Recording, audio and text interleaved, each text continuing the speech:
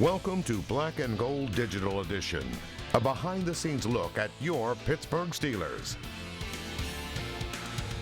Welcome to the 2020 NFL regular season. I'm Jay Puskar alongside Mike Fenner, and standing by is Kent Urbanski as we're ready to talk Steelers football for 2020. And what a season it's going to be. It's a season that we have not seen ever. The fact of no fans, there was no preseason games, training camps have moved all over the place. And Mike, I'm going to hit on some topics with you briefly, but I'm going to go to Kent Urbanski really quick. And Kent, first of all, training camp not being at Latrobe for the first time in decades, how weird was that since you and Mike did make the trip down to Western Pennsylvania?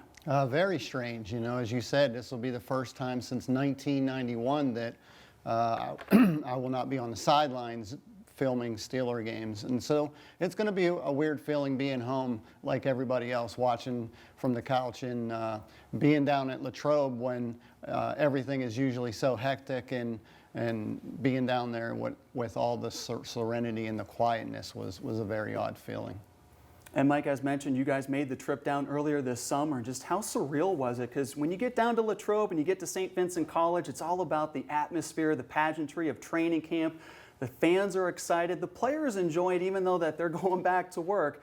That wasn't the case this year. Eerie, quiet, ominous, everything you could possibly use to describe the scene. It was so bizarre getting onto campus. And of course, the students then came back early with everything going on. And it was just like a ghost town down there. Businesses definitely hurting a little bit in Latrobe, unfortunately. Got to talk to a couple business owners and talking about, restaurants, hotels, and just it totally sucks all the life out of the town, like Kent was saying, with the first couple weeks of being used to seeing all that ambiance and the team down there and everything going on. So yeah, definitely a surreal start to this season. Do you still get the sense, though, that there's optimism come 2021, that everything will come back to normal and that they can have that pageantry all over again? That was the theme of what they were talking about. Is it seems like everybody is very optimistic about that happening and everything coming back. So we'll see. Hopefully, they're remaining hopeful. We will too. And guys, on paper, this 53-man roster is looking solid, and there was no surprise. As far as the theme is concerned, make sure that this roster is loaded with veterans. And Kent, when you take a look at the 53-man roster, other than having Ben Roethlisberger back in that lineup and being the starting quarterback, was there any other surprises that you saw when that announcement was made the last few days? No, not really. Going into game one here, the offensive line was a big deal. So I think Zach Banner is now going to get the start for game one over Okafor. So with David DeCastro not being able to play, I'm kind of concerned about that offensive line going into this game. I think they're now going to have 3 rookies starting in that game. So it's going to be a challenge for that Steeler offense to move the ball right off the bat until Ben and this offensive line can build some chemistry together. And Mike, with that being said, how important is it for the running backs to make sure that when it comes to their blocking assignments and helping out Roethlisberger, how critical is that going to be until at least that front line is able to get meshed and move forward throughout the season? Yeah, huge. You would think that James Conner is going to be a huge factor, not only in terms of the fact that he's going to be counted on to run so much, but you would think the short passing game also, as well as chipping in, blocking, doing all those sorts of things in the backfield might be a big help for this backfield to try to help the offensive line. You'd think that these tight end additions are also going to help in terms of pass protection, run blocking as well. So it'll be interesting to see how they get them going. Defensively, so many great playmakers at every level of that defense. You start up front with the likes of a Cam Hayward. The linebacking core is probably one of the best in the league. And then your back end of everything, they've got some great safeties and corners. What do you think and what do you like about this defense going in? Yeah, like you said, the pass rush is definitely the number one strength. You look at T.J. Watt and Bud Dupree, those guys look unblockable, unstoppable. At times they were that last year.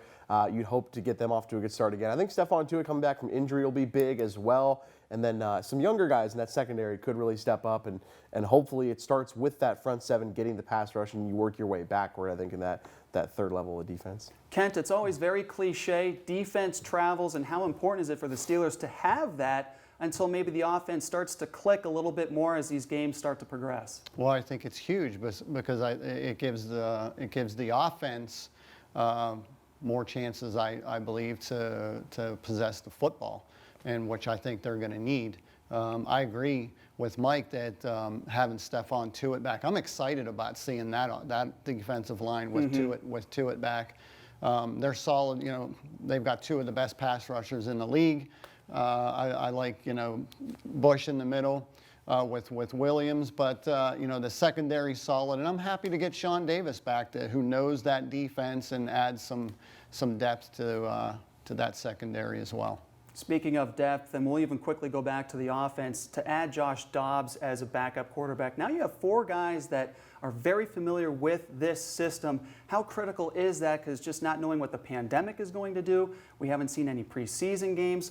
Was it vital that the Steelers had four guys that know that if there's injury or something happens, we can plug right in and possibly not miss a beat? Yeah, I think you're exactly right. I think a quarterback and those positions where it's just there's no flexibility, a quarterback, a kicker, a punter, especially like you said with the COVID-19 lay of the landscape, having the extended practice squads, you just never know what you're going to come up with and face when it comes to game day or day before the game. You're going to need enough guys to make sure, worst case scenario, hey, we're covered. We've got a guy that can go in there and plug and play. Plus, he's a guy that's familiar with the system. He knows what Randy Fichtner expects out of him as the offensive coordinator. I just thought it was interesting, though, that Duck Hodges finished the season. I know they were kind of limping to the finish line there. No Roethlisberger, Rudolph back and forth with Duck Hodges, but they go with Hodges on the practice squad and make room for Dobbs on the active roster. Right. Kind of an interesting move that they went that way. I was kind of surprised. I don't know about you, but good to have four options there, of course, and all four guys have game experience with the black and gold. If we get into a situation where we're down to the third string quarterback again, we're in trouble. I'm just putting that out. That's there. true. Kent, how important is it for the Steelers, and it's not in their control, it's the schedule makers doing it, but how important is it for them to start the season on the road and already get that mentality of, hey, we're going into a lack of hostile environment, but we can at least get to our game plan situation and make it a business trip? Right, it kind of levels the playing field on the road, doesn't it, not having fans. So, but when you have your starting quarterback in Big Ben, who missed just about all of last season, says that he's already got pre-game jitters going into this game. Now, I don't know whether those are nervous jitters or just jitters that are excitement jitters to get back to the season. But going on the road without fans and not have to worry about noise, especially Ben coming back from a year off, not having to worry about the noise level with his cadence and everything, I think it's huge. And with that said, let's turn our attention to the matchup against the Giants. How does the Steelers go into MetLife Stadium and come out with a victory? I think they have to protect the quarterback. Like Kent was saying, the offensive line play might be one of the biggest factors. And then if you can create a turnover or two, like Kent was alluding to with how strong this defense is, create some short fields. We saw the Steelers capitalize in a lot of different games last year in that regard. I mean, you talk about the Sunday night game against the Chargers. That was probably the biggest reason why they won that game. That's the game that comes to my mind. Exactly. They had so many short field opportunities where, hey, if the defense creates a turnover and creates a situation where you've only got 20 yards to score, it's going to make your offense and your afternoon a lot easier, or in this case, the evening with Monday Night Primetime. Yeah, what's your take? I know that Ben has looked great in camp, throwing the ball and being precise and timing and everything's been good. But in this first game, I think you need to see some balance. I don't want to see him happen to throw the ball 40 times to win this football game. There's got to be some balance. And in last year's first game away at New England, Ben was running for his life because the offensive line just wasn't protecting and giving him time, nor were they opening up holes for the running game. So I think that's going to be vital to create some balance. That offensive line is going to have to do their job. Finally, guys, just short term, how do you see the AFC North playing out if everything just stays according? And in the way COVID-19 has prepared us, it is truly a week-by-week, month-by-month situation. But at least early on, the first month of September, what are we looking at as far as the AFC North? How do you think things will shape up? Because the Ravens are the defending division champs. I think this is the perfect situation for Pittsburgh to be in personally because you come in a little under the radar. I mean, a lot of people are talking about Baltimore and Kansas City in this AFC overall. And, of course, Baltimore being the defending AFC North champ. I think for Pittsburgh, it's the perfect storm. You kind of come in under the radar, hey, no one's talking about us, even though we had probably one of the best defenses, if not the best defense in the league last year. And we've got our quarterback coming back. Don't talk about us. That's what they want to say. That they don't want to be the sexy pick. They don't want to be the team that everybody wants to put out there. The pundits don't want to talk about them.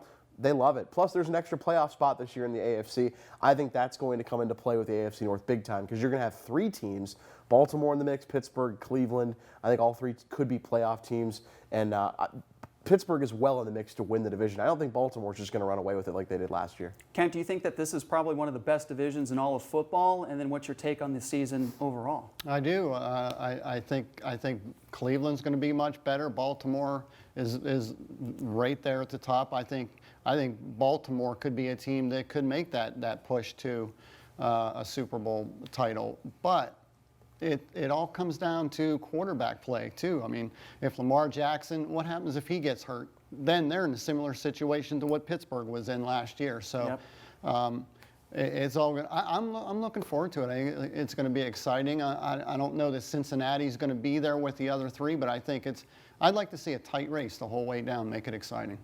I'm looking forward to 2020 just overall because there's just so many unknown factors, and the fact of how are these teams going to get themselves jacked up with no fans in the stands and everything that's building up to this season. It's going to be a lot of fun, and we'll see how it all unfolds throughout the course of the weeks and the months. For Kent Urbanski and Mike Fenner, I'm Jay Puskar. Thanks for watching, and we'll talk to you next week.